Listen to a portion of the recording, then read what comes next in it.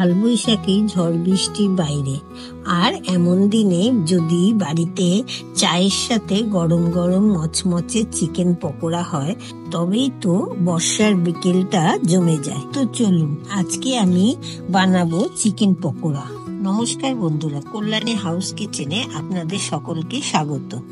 সবার প্রথমে আমি একটি বাটিতে চিকেনের সলিড পিসগুলো নিয়ে ছোট ছোট টুকরো করে কেটে নিয়েছি।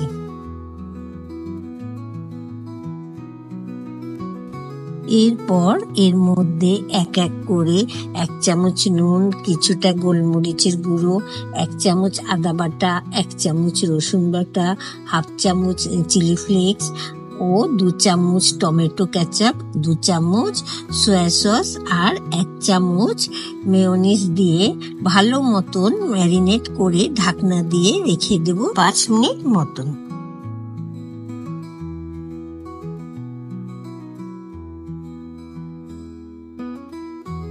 এবার আলাদা একটি বাটিতে বেশি করে ময়দা, 2 চামচ কর্নফ্লাওয়ার, 1 চামচ লঙ্কা গুঁড়ো আর 1 চামচ নুন দিয়ে মিক্স করে নেব।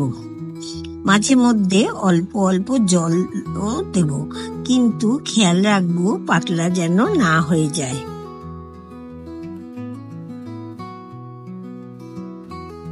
পাঁচ মিনিট পর মাংসের ঢাকনাটি সরিয়ে ময়দার মিশ্রণটির মধ্যে মাংসের গুলো দিয়ে মিশিয়ে নেব।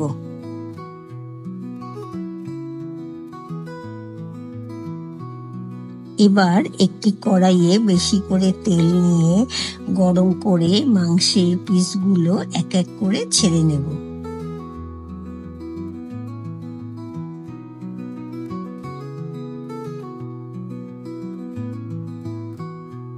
বেশ অনেকক্ষণ ধরে হালকা আঁচে কিন্তু এগুলো ফ্রাই করতে লাগবে, না হলে ভেতরে মাংস কিন্তু কাঁচা থেকে যাবে।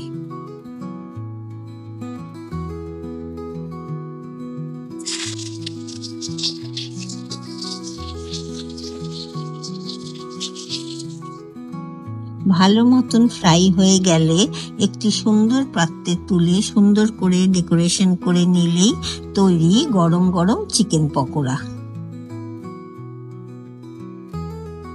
ভিডিওটি ভালো লেগে থাকলে অবশ্যই লাইক, কমেন্ট আর শেয়ার করে দেবেন, আর আমার চ্যানেলটি সাবস্ক্রাইব করতে ভুলবেন না।